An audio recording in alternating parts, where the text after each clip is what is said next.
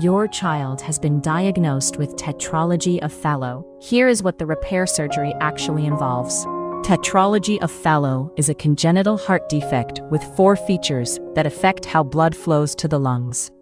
Because low oxygen blood mixes with oxygen-rich blood, babies with TOF often look blue, especially when crying or feeding. Doctors typically recommend complete repair in the first year of life, often between 3 and 12 months of age. Before surgery, the team performs echocardiograms, blood tests, and other checks to map your child's exact heart anatomy. During the operation, the surgical team opens the chest, places the child on a heart-lung machine, and stops the heart safely.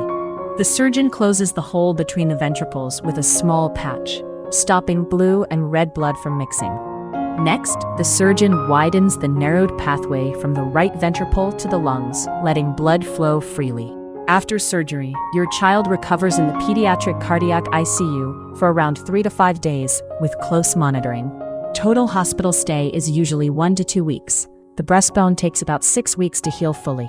Like any major heart operation, there are risks including bleeding, infection, rhythm problems, and rarely the need for a pacemaker. Many children need at least one further procedure later in life, most often pulmonary valve replacement in adolescence or adulthood.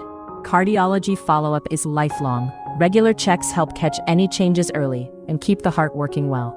Did you know you can get this treatment abroad at the same quality you'd get in the US or Europe for a fraction of the cost? Ginger Healthcare is one of the world's most trusted medical travel companies.